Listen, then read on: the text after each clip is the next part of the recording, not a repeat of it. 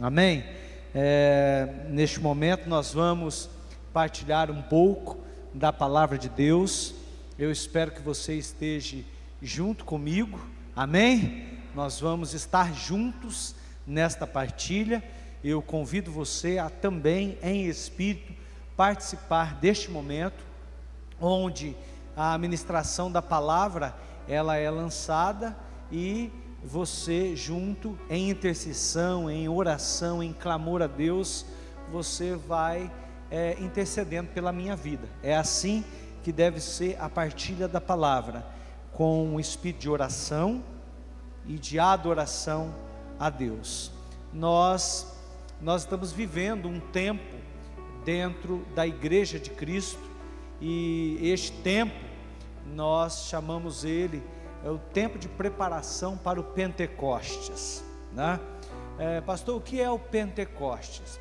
O Pentecostes foi a concretização de algo que Jesus prometeu. Jesus prometeu que ele subiria ao Pai, mas que ele nos enviaria alguém de igual autoridade, e este alguém é o Espírito Santo de Deus. Então, este tempo da Páscoa até o Pentecostes, ele é um tempo de oração, onde os apóstolos ficaram em oração, em clamor, porque o próprio Jesus havia orientado que a igreja primitiva que se iniciaria, ela precisava estar em oração, ela precisava estar unida, para poder assim receber a dádiva do céu, que era o Espírito Santo de Deus.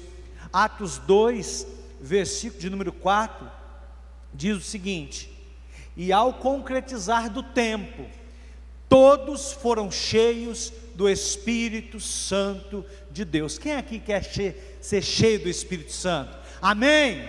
Amém, igreja? Eu também quero ser cheio do Espírito Santo.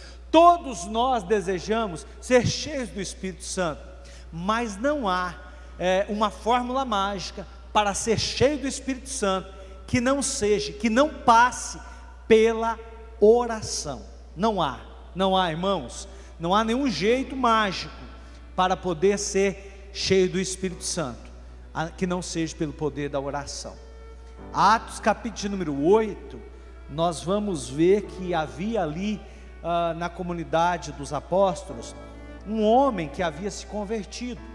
Ele era um mago, ele era um enganador, ele tinha ganhado a sua vida enganando as pessoas, e ele se converte então ao cristianismo, e ele vê Pedro impondo as mãos e as pessoas recebendo o poder do Espírito Santo, e ele fala para Pedro o seguinte: eu quero comprar isso aí, para mim poder ter esse dom igual você tem. E Pedro diz para ele que não era com dinheiro, não podia ser com dinheiro que você receberia aquele dom, mas era pelo consagrar-se e pelo entregar-se a Deus, que o Espírito Santo viria também sobre a vida daquele homem chamado Simão. Algumas Bíblias trazem o título como Simão o mágico, Simão o enganador, mas bem verdade é que não é com dinheiro que a gente consegue, é com o joelho no chão, cara no pó e oração. E hoje nós vamos falar sobre isto, sobre o poder sobrenatural da oração, né? O poder que há em viver uma vida abundante com Cristo, através do poder da oração. Esta série de mensagens, ela iniciou-se na semana passada. O reverendo Sandro nos falou a respeito do que é o poder sobrenatural da adoração, e nos levou a entender que a adoração não está dentro das quatro paredes, a adoração não está presa, limitada a um espaço físico, mas a adoração está dentro do coração.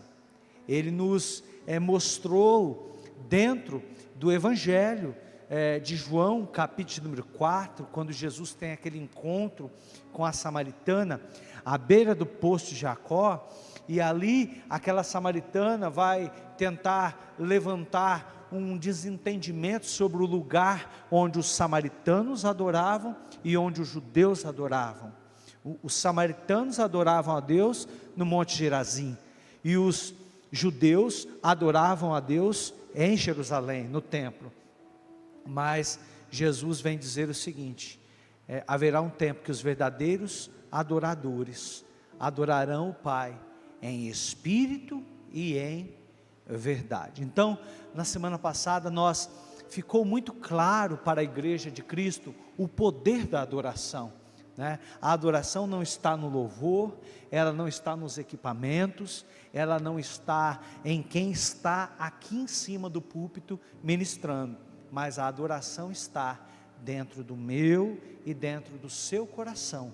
Então, nós como igreja de Cristo queremos declarar: somos adoradores em espírito e em verdade. Amém, irmãos? E nesta manhã nós vamos partilhar sobre o poder sobrenatural da oração.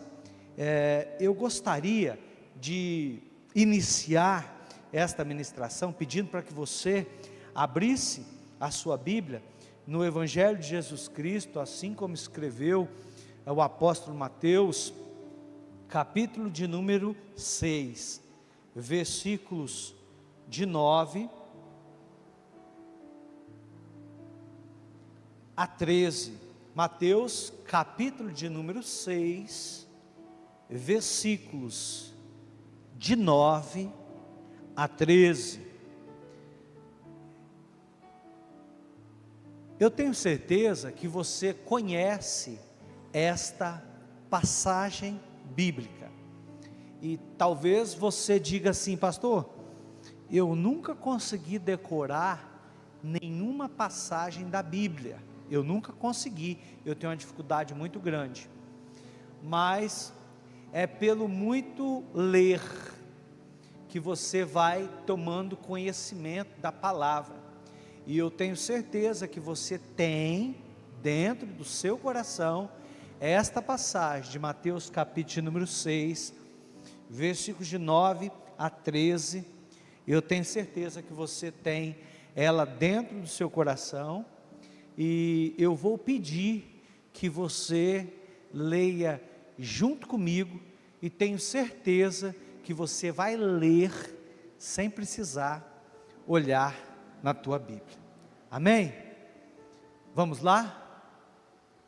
Pai nosso que estais no céu, santificado seja o vosso nome, venha a nós o vosso reino, seja feita a tua vontade, assim na terra como ela é feita no céu. O pão nosso de cada dia nos dai hoje, e perdoa as nossas ofensas, assim como nós perdoamos a quem nos tem ofendido, mas livrai-nos de todo o mal. Amém. Amém? Foi difícil? Não? Pois bem, você conhece uma parte da Escritura que está dentro do coração. Esta oração que nós acabamos de repeti-la juntos, é chamada oração do Pai Nosso. É uma oração modelo que Jesus deixou para a sua igreja, deixou para cada um de nós, para que nós possamos viver uma vida abundante. Quando nós olhamos nesta oração, nós temos um caminho, um norte para seguir, para poder então assim dirigir as nossas súplicas. Queridos, sem oração a igreja não subsiste. A igreja não subsiste. É isso que eu e você precisamos ter muito bem claro dentro dos nossos corações. E algo que tem tocado muito o meu coração, tem falado de maneira muito forte ao meu coração, e quando eu preparava esse sermão, enquanto eu lia as escrituras sobre esse sermão, eu gostaria de partilhar com você algo que o Espírito Santo tocou no meu coração. Século 16, 17 e 18 foram séculos de grande avivamento, principalmente nas igrejas da Inglaterra e dos Estados Unidos da América.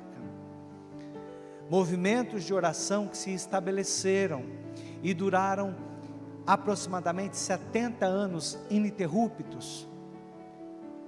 Este foi o tempo que durou o relógio de oração dos irmãos morávios na Inglaterra. Um relógio de oração que não se cessou durante 70 anos. Você sabe o que é isso? 70 anos ininterruptos, onde eu terminava a minha hora e o outro começava.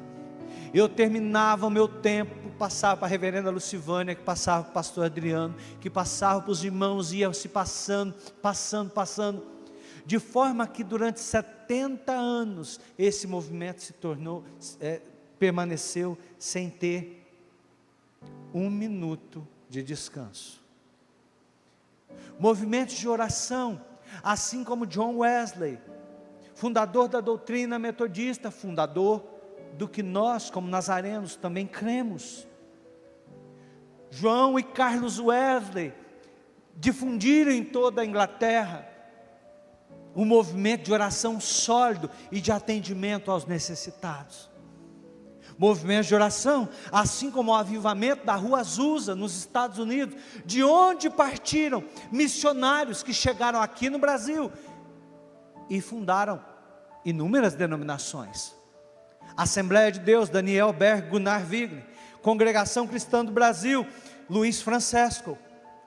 Homens que vieram avivados pelo poder do Espírito Santo. E quem conhece a história das Assembleias de Deus no Brasil, sabe que Daniel Berg orou a Deus e pediu o nome de uma cidade onde ele levaria aquele movimento, e Deus mostrou no mapa do Brasil uma cidade no estado do Pará chamada Belém, e para lá eles foram com a cara e com a coragem, avivados pelo poder da oração, cheios pelo poder da oração. Homens, assim como a história de Seymour Parfum, que sentavam, a mulher dele sentou num órgão e não sabia tocar piano, mas pelo poder do avivamento de Deus, ela tocou um hino no seu piano. Homens que levitavam a olho nu, e isso não é história, isso é relato de quem viveu o avivamento da Rua Azusa.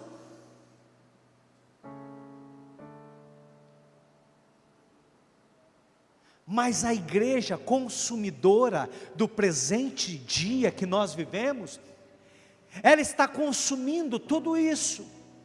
Nós somos o fruto deste avivamento. Nós ainda experimentamos um pouquinho do gosto deste avivamento, só que nós estamos consumindo tudo isso. E a pergunta é: daqui 100 anos, que avivamento os nossos filhos, netos, bisnetos vão experimentar? Então, quando eu ouço este termo, a igreja consumista da atualidade, eu me preocupo, porque é verdade. Nós estamos acabando com os estoques, nós estamos tirando, nós estamos levando, nós estamos aproveitando, nós estamos surfando na onda daquele avivamento, mas nós não estamos muito comprometidos em deixar um novo avivamento, em deixar uma igreja acesa na oração e no poder de Deus, para que as próximas gerações nos conheçam como os homens que levitavam, como os homens que tocavam o órgão sem saber a letra de uma música, como os homens que saíam em missão e arrebanhavam multidões. Nós não estamos muito preocupados com isso. Nós estamos um pouco meio preocupados em estar numa boa igreja, num bom templo, num bom lugar, e isto não é errado, isto é excelente, e por isso que nós investimos tanto nisso. Mas a nossa maior preocupação precisa estar na oração, precisa estar numa verdadeira adoração, numa verdadeira oração a Deus. Oswald Chambers diz: a primeira tarefa do cristão deve ser a de orar, pura e simplesmente de orar. É a primeira tarefa do cristão, primeira. George MacDonald diz: se você não abrir a porta da sua mente para Deus de manhã, pouco produzirá durante todo o dia. Se você não abrir a porta da sua mente para Deus de manhã, pouco produzirá durante o dia. E a gente acorda, se levanta, primeira coisa, a gente pega o celular e vai conferir as redes sociais, Facebook, TikTok, o Instagram e outros mais. Depois que a gente confere, ainda deitado, as redes sociais, a gente vai no WhatsApp e encontra um monte já de atividades, respostas para serem dadas, orações da manhã, bom dia, boa tarde, bem-vindo dia, enfim. E a gente se levanta, e a vida começa, e as coisas vão acontecendo, e a gente não parou para orar. Se nós entendêssemos literalmente o papel, a função da oração na vida de cada um de nós, a primeira coisa deveria ser a oração. E nós, salvos pela graça, alcançados pela graça, nós somos um povo diferente. Mas aí você olha a vida de um muçulmano, você começa a ver que ele acorda cedo, ele faz a primeira oração antes do sol nascer, ele faz a segunda oração quando o sol está no meio do céu.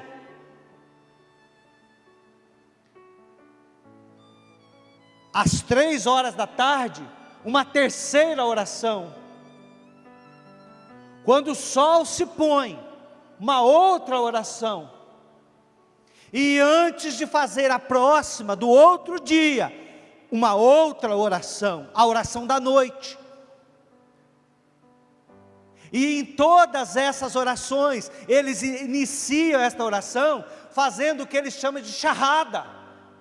É a confissão que só Alá é Deus e que Mohammed Mustafa é o seu profeta, o último profeta.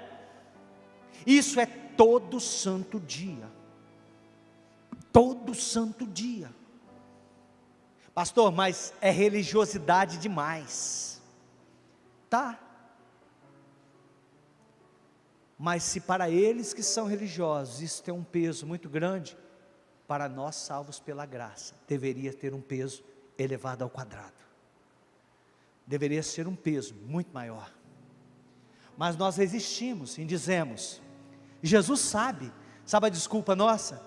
Jesus sabe de tudo, Deus é onisciente. Ele é onisciente, mas Ele precisa que eu e você abramos a nossa boca para dizer aquilo que nós precisamos.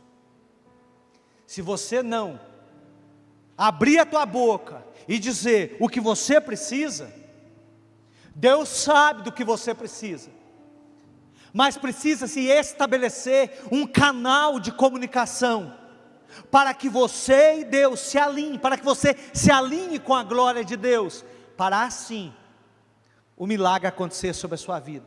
Deus sabe do que eu preciso, Deus sabe em qual área da minha saúde eu preciso ser tocado. Nós somos resistentes, nós somos enveredados a achar que Deus sabe tudo e nós não falamos. Sequer paramos e ajoelhamos para dizer: Senhor, neste dia, eu preciso do Senhor. Mesmo que seja ajoelhado e dizer: Pai meu que está no céu, que o teu nome seja santificado. Ah, meu Pai, eu vou trabalhar porque eu preciso do pão na minha vida. Eu vou trabalhar porque eu preciso do recurso. Senhor, o Senhor sabe todas as minhas dívidas. O Senhor sabe tudo aquilo que eu estou em débito com o Senhor. Mas aqui na terra, eu vou perdoando os meus devedores. Porque da mesma maneira que eu recebo o teu perdão, eu dou o teu perdão. Agora, me diga o seguinte: Jesus, como Filho de Deus, Ele poderia muito bem ter cumprido a missão dele na face da terra, sem deixar nenhum exemplo para nós. Agora, por que Jesus orou? É muito comum a gente ler na Escritura o seguinte: e Jesus se retirou para orar, e Jesus saiu para orar. Jesus estava ali, havia operado milagre, Ele estava ali, Ele poderia muito bem estar dando atendimento para as pessoas, conversando: como que você está? Oh mestre, o Senhor operou um milagre, que benção. Ah, aquele ali, o aleijadinho que eu curei outro dia, que benção, você está andando, você está bem. Ele fazia isso, Ele tinha relacionamento com as pessoas, mas em dado momento, Ele se retirava para orar. E por que Jesus se retirava para orar? Jesus se retirava para orar, primeiro, para manter a comunhão com o Pai. Jesus sabia do poder da carne. Ele, como Deus que é, Ele sabia como é a nossa carne. Ele sabia muito bem que se Ele se descuidasse, Ele iria cair em tentação. Ele sabia que se Ele se descuidasse de vigiar da carnalidade humana, algo poderia não dar bem. Então, Ele orava para manter uma comunhão com o Pai, para reconhecer a ligação que havia entre Ele e Deus. E assim deve ser para nós. Quando oramos, nós reconhecemos que há uma ligação entre eu e o Criador. Há uma conexão entre eu e Deus. Quando eu oro, eu repito o que Jesus me mostrou que deve haver comunhão entre eu e Deus. Como vai haver comunhão se eu não busco a Deus? Ou se eu busco apenas no momento da minha necessidade? Porque, irmãos, muitos lembram de buscar a Deus apenas nos momentos de aflição.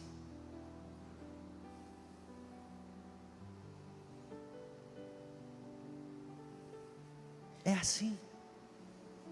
Eu cresci dentro de um lar que eu sempre via meu pai só recorrer a Deus nos momentos de tribulação. Só.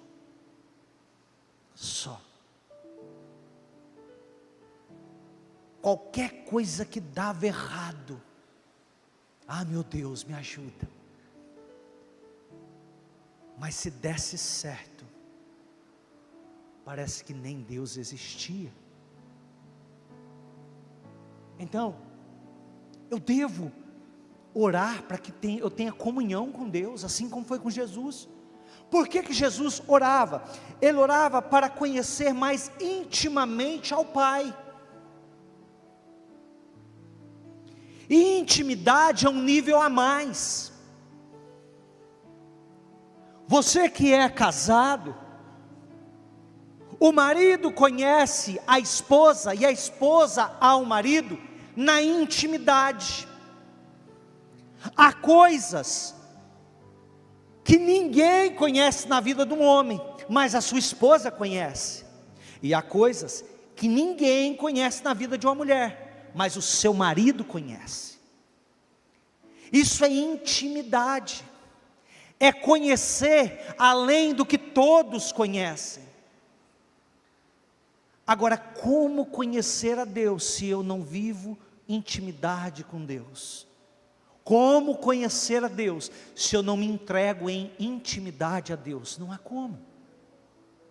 E Jesus nos demonstrava o seguinte: ouça o que Jesus dizia: quem me vê,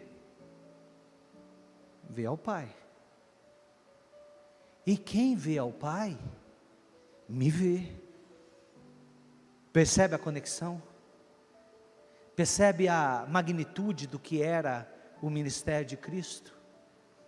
Era um ministério que por onde ele andava,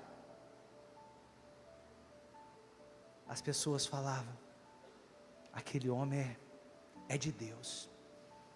As pessoas falavam: Rabi, nós cremos que o Senhor é um profeta. Outros diziam: Rabi, nós cremos que tu és o Filho de Deus. 1 Coríntios capítulo 11, versículo 1. Aprendi, pastora, com o superintendente. Paulo dizendo: sede meus imitadores, assim como eu sou imitador de Cristo. Intimidade é isso. Intimidade é alguém ver em você a glória de Deus, o poder de Deus. Por que Jesus orava? Orava para discernir e fazer a vontade do Pai. Por quê? Porque há muitas vontades. Há a minha vontade, há a vontade de cada um de nós. Cada um de nós temos uma vontade. E nós vamos orar. Nós não desconstruímos a nossa vontade. Nós queremos que Deus se submeta às nossas vontades. Mas na oração modelo, nós pedimos para que Deus faça a sua vontade. Pastor, mas meu Deus, eu quero isso.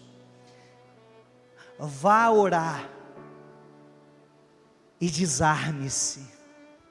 Vá orar e desarme-se.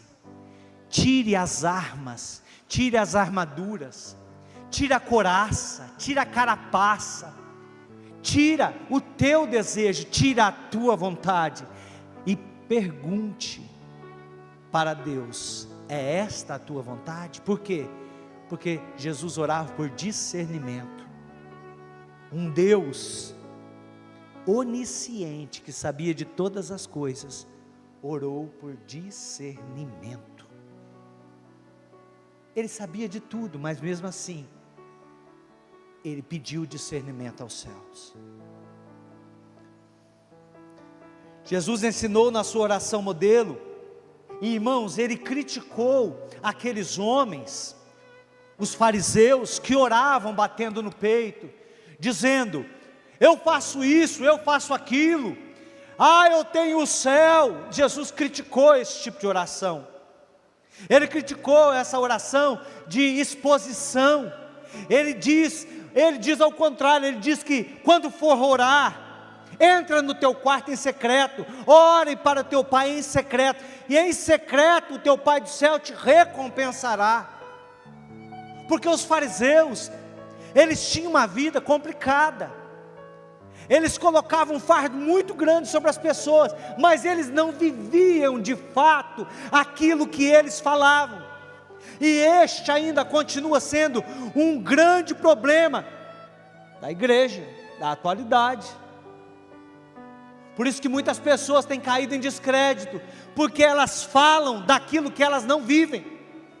E Jesus diz que vocês não devem fazer a oração de vocês assim como aqueles que sobem nos altares, batem nos seus peitos e dizem: eu sou isso, eu sou aquilo. Não.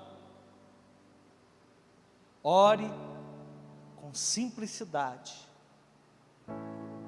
Ore com objetivo estabelecido, dizendo para que Deus faça a vontade dEle, e que você não faça a tua vontade, porque quando nós fazemos a nossa vontade, irmãos, dá ruim.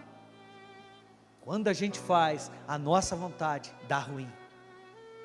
Quantas vezes você foi fazer a tua vontade, deu tudo errado, e você ainda disse assim: ah, foi Deus que não permitiu. Deus não permitiu? Foi você que não permitiu, porque na verdade o que você queria não era a permissão de Deus, você mesmo não permitiu, você não se submeteu a Deus. Nossa oração, ela deve ser cheia de fé, verdade e simplicidade. Nossa oração deve ser cheia de fé, verdade e simplicidade, de modo que a gente consiga alcançar aquilo que nós estamos depositando em Deus, de modo que a gente consiga alcançar o favor do Senhor. Quem lembra-se de Ana, a mãe do profeta Samuel? Ela não estava, sabe em qual lugar que ela estava, irmãos? Se fosse hoje aqui na 8ª igreja, Ana estaria nesse último degrau, despojada. Este mármore estaria embebecido com as suas lágrimas, e ela orando a Deus: Senhor, eu não aguento mais essa opressão, Senhor, eu não aguento mais. Está difícil viver com uma mulher que só me açoita, só me irrita, só me apurrinha. Não aguento mais. Eu sei que meu marido me ama, mas eu não consigo dar um filho para ele. Ana estaria, sabe em qual lugar? Aqui. Neste último degrau é o lugar dos adoradores. É o lugar dos homens e mulheres que umedecem o mármore. E que o salmista, no Salmo de número 50, diz que o Senhor recolhe as nossas lágrimas, os seus odres. A oração de Ana era uma oração extravagante? A oração de Ana era uma oração... Não. A oração de Ana foi uma oração simples, verdadeira, mas cheia de fé, porque ela disse assim: se o Senhor me der um filho, eu vou entregar ele na tua casa para o teu serviço. E Samuel foi o primeiro profeta de Israel. Samuel foi o profeta que ungiu o primeiro rei para Israel. Samuel foi quem ungiu Davi como rei de Israel, um homem segundo o coração de Deus. Samuel foi um diferencial na vida daquele povo. Tudo porque Samuel partiu dos lábios da sua mãe, orando a Deus. Perceba o efeito da oração. Perceba o que a oração faz. Perceba o que a oração move no coração nosso e no coração de Deus, quando ela está alinhada, sintonizada. Aplique fé no ato de orar. Portanto, tudo que pedirem em oração, creiam que já o receberam. Ana, até o sacerdote, até Eli olhou para ela e disse: essa mulher está embriagada. Ela ora só assim, ó. Ela está embriagada. Até o sacerdote, a maior autoridade, quem ministrava sobre o povo, olhou e disse: está embriagado. Mas o que valia? A fé no coração dela. Então, meus irmãos, orem com autoridade, com fé. E vocês já sabem que a posse é antecipada, porque fé é isso. Fé é tomar posse antecipadamente daquilo que nós estamos pedindo. Não existe ainda, mas eu já tomei posse. Samuel existia? Não.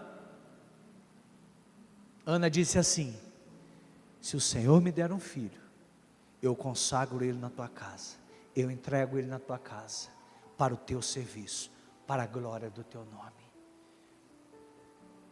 Você tem feito essa oração? Você, como igreja de Cristo, como um missionário da obra de Deus, cada um de nós somos.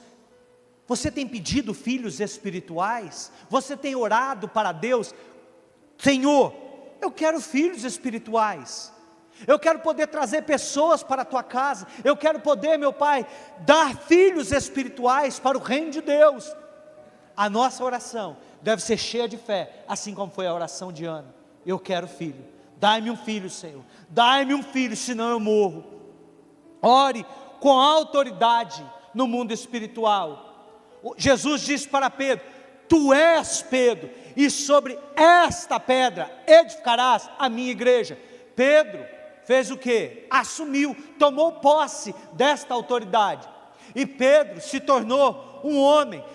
Atos dos Apóstolos, capítulo número 1, até o capítulo número 11, só se fala de Pedro, uma autoridade, porque ele tomou posse daquilo que Jesus disse para ele.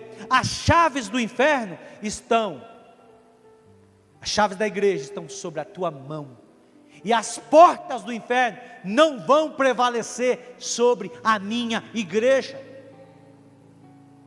Irmãos, esta é a igreja que Cristo estabeleceu sobre a vida dos apóstolos, e que nos alcançou, uma igreja de autoridade, homens e mulheres com autoridade. Sabe o que eu vejo? Muitas vezes, algumas religiões de matriz africana têm mais autoridade sobre a vida da gente.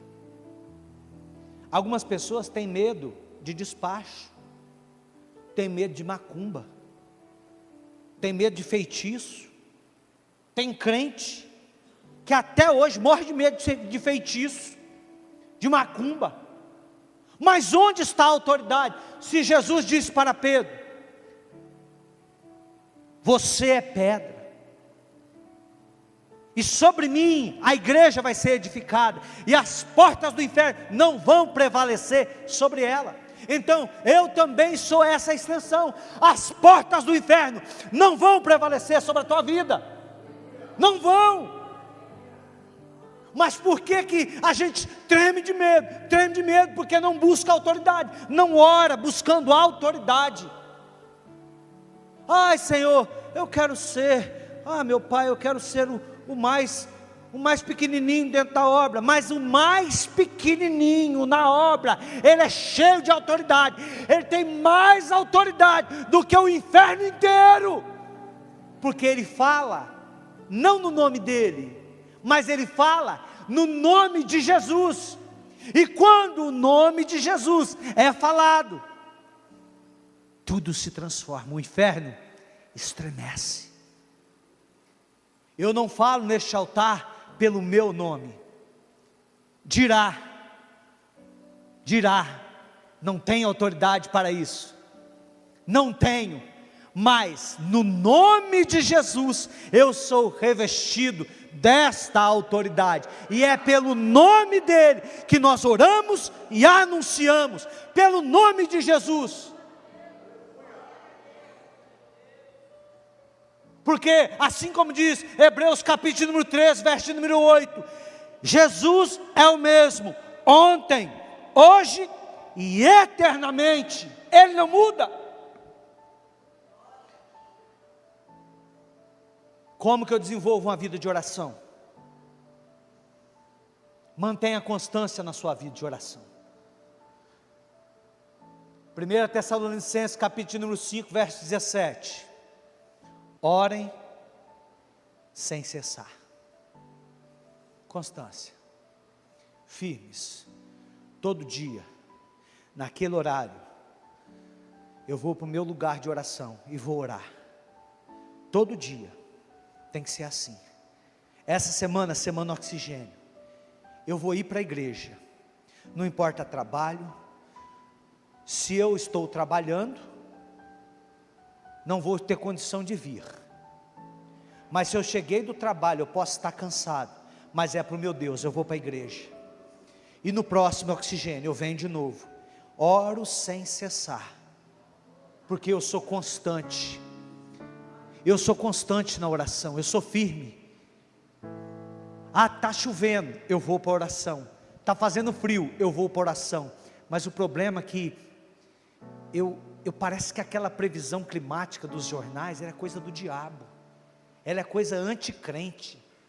É anticrente, pastor Adriano. Aquele negócio não presta. Porque assim, ó, a apresentadora fala assim, ó, está vindo assim sobre o estado de São Paulo uma frente fria. Acabou a igreja. Culto da quarta-feira, não tem ninguém. Choveu, não veio ninguém. Não é constante. E a previsão continua lá todo dia, todo dia, todo dia, todo dia. Quer ver ao contrário? Se aquela apresentadora dissesse assim, ó, está vindo uma onda de bênção, de renovo, de cura, de libertação, paralítico vai andar, e essa onda está pegando a cidade de Campinas, vai pegar o estado de São Paulo, vai ficar parada 15 dias sobre o estado de São Paulo, igual essa onda de calor, a igreja lota. Então, tem alguma coisa errada. A igreja lota. Tem uma frente de calor parada aqui sobre o sudeste, e nós estamos vendo, inclusive, irmãos, orem pelos irmãos do Rio Grande do Sul. Irmãos, a tragédia que está acontecendo naquele estado é algo assim.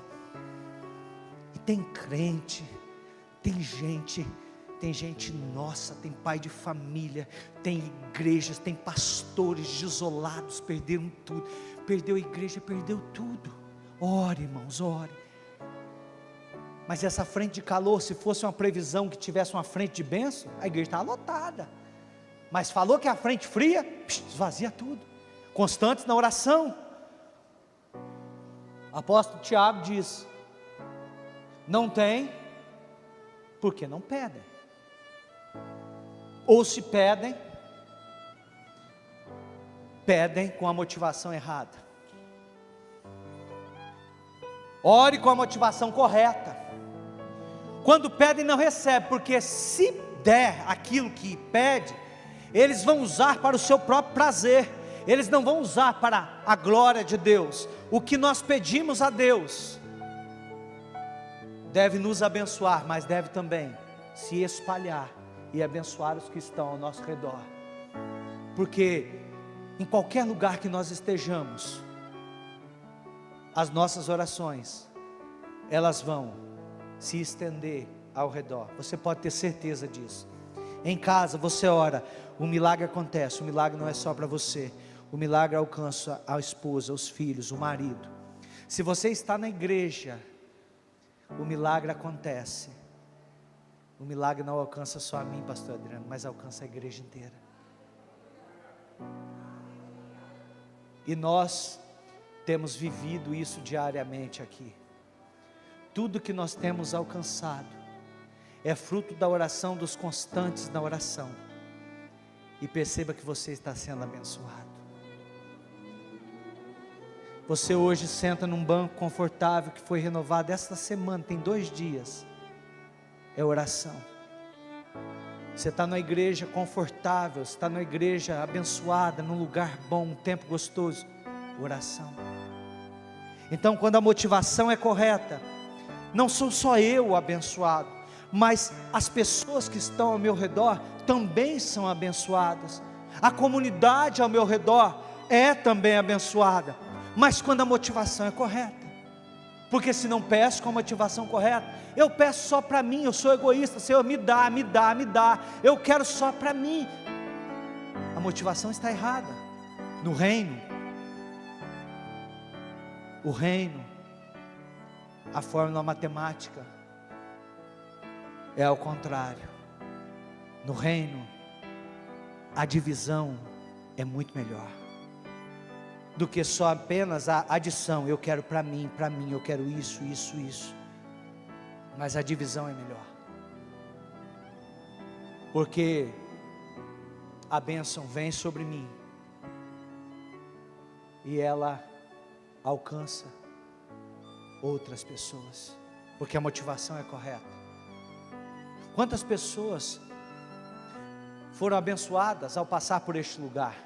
Talvez nem estão mais aqui, mas foram abençoadas porque havia uma motivação correta, e essa bênção fluiu e alcançou aquela pessoa. Pessoas que não, nem mais estão no Brasil, mas foram abençoadas por este lugar, porque havia uma motivação correta. 3, ore com a atitude certa no coração. Atitude certa. E o texto bíblico diz que, portanto, confesse seus pecados uns aos outros e ore uns para os outros para serem curados. E aí você diz assim: pastor, mas eu vou confessar o meu pecado para o irmão que está aqui do meu lado? Eu acho que eu posso confessar para o pastor, mas para o irmão que está aqui do meu lado, eu vou confessar o meu pecado para ele? Tem certeza? A Bíblia diz que a oração de um justo pode muito nos seus efeitos. Talvez você esteja diante de um profeta de Deus, você está do lado de uma mulher de Deus, de um homem de Deus, e você tem medo de confessar o que você precisa para ele ou para ela. Talvez você esteja sentado do lado do milagre, do lado da bênção, mas nós somos movidos com aquele ostracismo. Eu quietinho aqui no meu cantinho, eu quietinho aqui no meu lugar. Permita-se, antes de orar, virar para o lado e dizer assim: o que você precisa?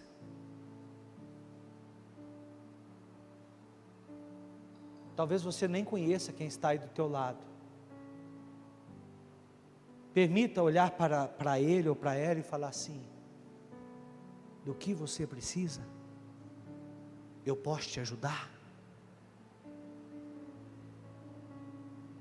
Porque a oração de um justo pode muito nos seus efeitos. Ore com fé. Um cego à beira do caminho ouviu falar: Jesus vai passar. Sabe o que aconteceu com esse cego, irmãos? O homem se desequilibrou, o homem saiu do centro. Ele começou apenas a gritar assim: Jesus, filho de Davi, tenha misericórdia de mim. E ele gritava cada vez mais alto. A Bíblia diz, o texto bíblico diz, você pode conferir a leitura, Lucas 18, verso 37, 42. Quanto mais diziam para esse homem parar, mais ele gritava, porque ele foi movido pela fé do seu coração. A fé que ele tinha, mediante uma necessidade que ele também tinha, ele se lançou e ele gritava, ele urrava, berrava: Senhor, tem piedade, misericórdia de mim, eu preciso do milagre. Isso é fé. Ah, é um escândalo, é um vexame. Não, é necessidade. Os que julgam ser um escândalo, um vexame, não estão vivendo o que você está vivendo, não estão passando pela necessidade que você está passando. Mas quando ele se moveu em fé e se entregou, a Bíblia diz: ninguém conseguia segurar aquele homem, ninguém. Ore com a mente focada em Deus. Hebreus 12, 2. Olhe firmemente para Jesus, o autor e consumador da nossa fé. Eu não sei você, mas eu preciso te dizer isso. Quando eu me ajoelho para orar, os primeiros 10 minutos de oração é o maior vale que eu vivo. É o maior vale que eu vivo, irmãos. A mente anda por tudo. Você começa a orar, dali a pouco aparece uma coisa. Você começa a orar, dali a pouco aparece outra coisa. Só depois desse vale, do combate, da guerra, é uma ação do mal, tentando tirar a tua mente, tentando tirar teu foco, tentando desestabelecer o teu canal, e aquilo vai bombardeando, aí você começa, está afirmando, 1 minuto, 2 minutos, dali a pouco aparece outra coisa, a impressão que dá, impressão não, é certeza, seta do inferno, para tirar a tua comunhão, para não deixar estabelecer aquele canal. Lembra antigamente? Quem lembra antigamente? Quem aqui já virou antena de televisão para poder sintonizar o canal? Quem aqui? Quem aqui? Quem aqui? Ó, vamos lá, quem aqui? Ó, vamos lá, vamos. Tem mais gente, vai, levanta a mão. Tem mais gente, levanta a mão. Irmãos, que treva que era aquilo. Aí! Tirava a mão da antena, saía o fio terra, aí piorava, chuviscava tudo. Igualzinho, irmãos. Eu me lembro muito bem dessa situação, é igualzinho, irmãos. Até que afirma a conexão, e aí dá para a gente assistir, dá para a gente ver, igualzinho. Isso é uma limitação minha, não sei se é só eu dentro dessa igreja que vivo isso, mas eu confesso que vocês precisam me ajudar em oração, para esses ruídos, para esses chiados, para esses chuvisqueiros que aparecem na nossa tela espiritual, e ir embora, partir retirada, sabe, para ter uma conexão HD, era HD, mas era horrível demais, tem que ser HD, tem que ser limpo, tem que ser nítido. Ore confiando na soberania de Deus. O apóstolo Paulo orou pelo espinho que ele tinha na carne. Ele foi curado? A Bíblia não relata. Se a Bíblia não relata, eu prefiro entender que ele morreu com aquele espinho na carne. E aí há frentes teológicas que dizem que Paulo tinha um espinho na carne, porque se ele não tivesse esse espinho na carne, ele voltava a ser o Saulo que ele sempre foi. Muitos dizem que aquele, enfim, há linhas teológicas que pensam de diversas maneiras. Eu prefiro ficar com a Bíblia, em entender que ele orou, pediu, para que Deus tirasse dele aquilo, mas, contudo, ele entendeu a vontade de Deus, ele entendeu o propósito, e isso é entender que Deus é soberano. E nós cantamos, se Deus fizer, Ele é Deus, se Ele não fizer, Ele continua sendo Deus. Deus não pode ser um amuleto, Deus não pode ser a herança do catolicismo, que eu tenho pendurado na parede, uma imagem que eu corro lá e peço.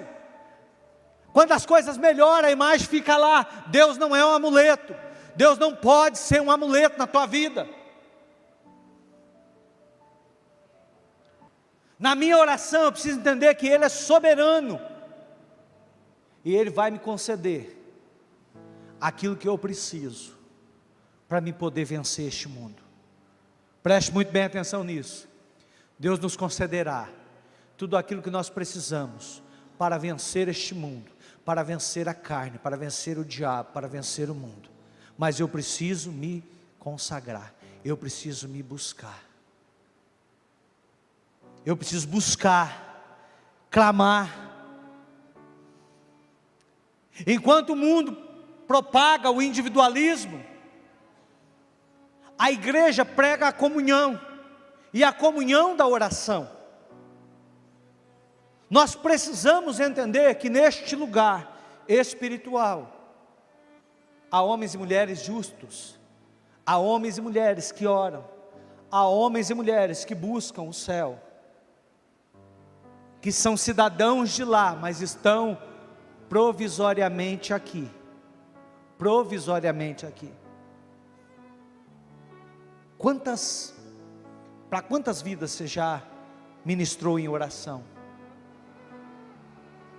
Quantas pessoas você ouviu elas confidenciar para você a respeito do milagre que elas receberam através daquilo que você orava por ela. Irmãos, como igreja de Cristo, nós precisamos orar. Nós precisamos fazer da nossa vida um modelo em oração. Buscar o sobrenatural em oração. Assim como o Senhor Jesus nos mostrou e nos ensinou através da sua palavra. E agora, uma pergunta que eu gostaria de fazer para você. Nesta manhã, como está a sua vida de oração com Deus? O culto já está encerrando, mas eu gostaria de abrir o altar. Eu gostaria de abrir o lugar de Ana para você. Há um lugar neste altar, assim como havia no templo. É o lugar de Ana, uma mulher que orava, que clamava. Como está a sua vida de oração? Talvez esteja tudo bem, mas talvez você esteja se avaliando e dizendo: Senhor, como eu preciso melhorar, como eu preciso mudar. E esta é a manhã da mudança. O altar está aberto. Sai do teu lugar. Sai do teu lugar. Levante do teu banco. Venha até o altar. Diga: Senhor, eu preciso mudar muita coisa aqui dentro. Tenho orado pouco. Tenho me consagrado pouco. Fique de pé. Eu tenho feito uma oração egocêntrica, só para mim. O lugar de Ana está aberto. A Bíblia diz que quem olhava aquela mulher não entendia nada, ou melhor, a Bíblia refere somente a Eli, mas havia mais pessoas ali. E Ana chorava e dizia: Senhor, se o Senhor me der um filho, eu vou consagrar ele. Mas irmãos, bem verdade é que nós somos refugiados muitas vezes da vergonha de pensar: se eu chegar lá no altar, o que vão pensar de mim? Nós não vamos pensar nada, porque aqui é tudo para Deus. O que você está dizendo para Deus é só você e Ele. A necessidade, aquilo que você tem vivido, a tua vida de oração, é você e Deus. Mas meu Pai, nesta manhã, com o poder do Teu Espírito Santo, nós oramos. Ah, meu Deus, há uma igreja, há homens e mulheres, meu Pai, debruçados neste altar. Ah, meu Deus, é o lugar de Ana. Assim como aquela mulher orava e ninguém entendia, meu Pai, mas ela tinha um propósito no seu coração. Ela precisava de uma cura, precisava de um milagre, meu Pai, precisava do sobrenatural. Ah, meu Deus, nesta manhã nós como igreja, nós oramos e dizemos ao Senhor: nós também necessitamos de cura, necessitamos de milagre, meu Pai, nós necessitamos de restauração, meu Pai, nós necessitamos. Por isso, meu Pai, como igreja de Cristo, nós queremos, ó Pai, valorizar esta comunicação com o Senhor.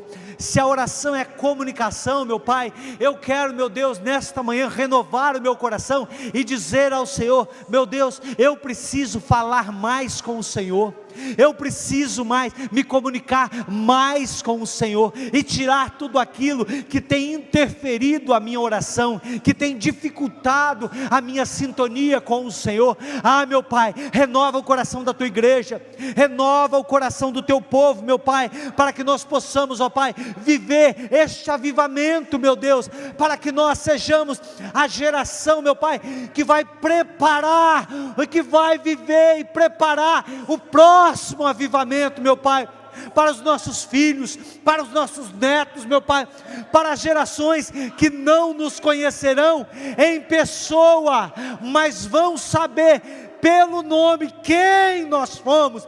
Tudo isso, meu Pai, pelo poder da oração. Assim nós oramos, meu Pai, e abençoamos o teu povo, meu Deus, em nome de Jesus.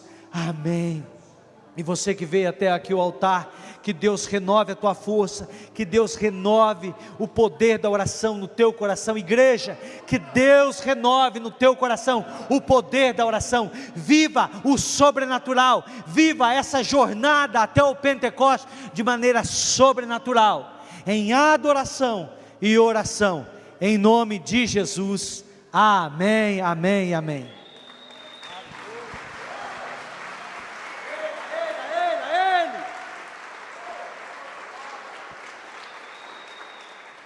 Aleluia. Essa palavra falou com o seu coração?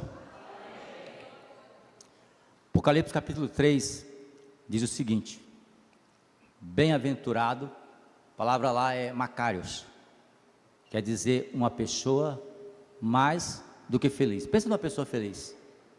Macarios quer dizer uma pessoa mais que feliz, uma pessoa que tem uma felicidade abundante. E diz: bem-aventurado aquele que lê, aquele que ouve e aquele que pratica essa palavra. Não adianta sermos obesos espirituais, não, quem dera nós fôssemos obesos espirituais, obesos no conhecimento, se a gente não pratica aquilo que a gente recebe. A palavra ministrada nesse altar não é somente para encher a sua mente, mas é para transformar a sua vida. E ela só tem poder de transformar a sua vida quando você coloca ela em prática. Então a pergunta é: como está a sua vida de oração? Eu tenho certeza que se você é uma pessoa que ora mais, que tem uma vida mais profunda com Deus, você com certeza é uma pessoa que reclama menos. Amém? Você com certeza é uma pessoa que não é qualquer coisa que te derruba. Eu estou aqui, eu poderia estar em casa, eu estou com dengue ainda, poderia estar em casa, mas a palavra de Deus, a prática da palavra de Deus, ela tem nos dado fé, alimento, para que a gente não possa se prostrar diante das circunstâncias. Então que você coloque essa palavra em prática. A partir de amanhã eu vou colocar, pastor? Não, coloca a partir de hoje, com a tua família.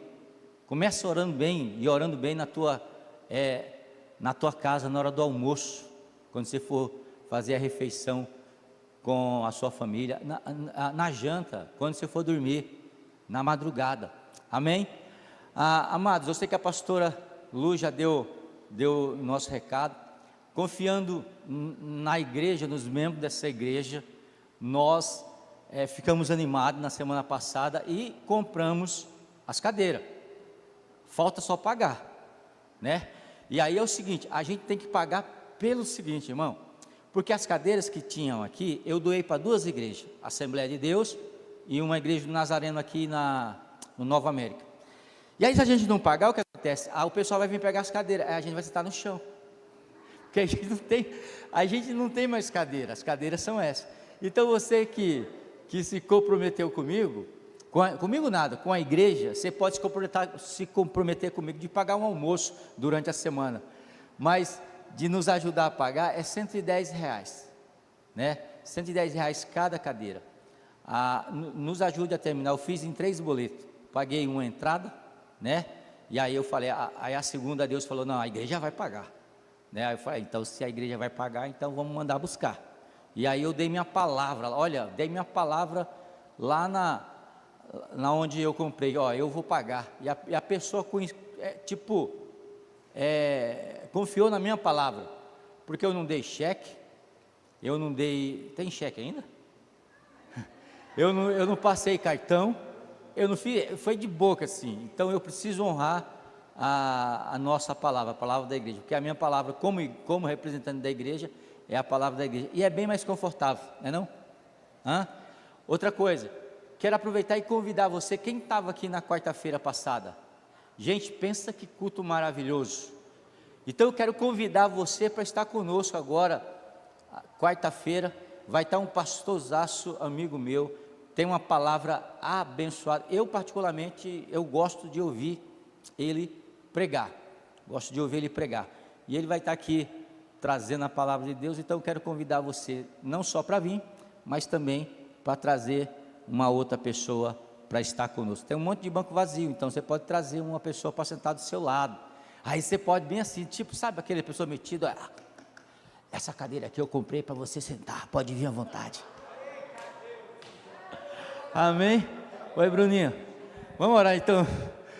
Pai, em nome de Jesus, eu te agradeço por estarmos aqui nessa manhã, por essa palavra poderosa do reverendo Júnior.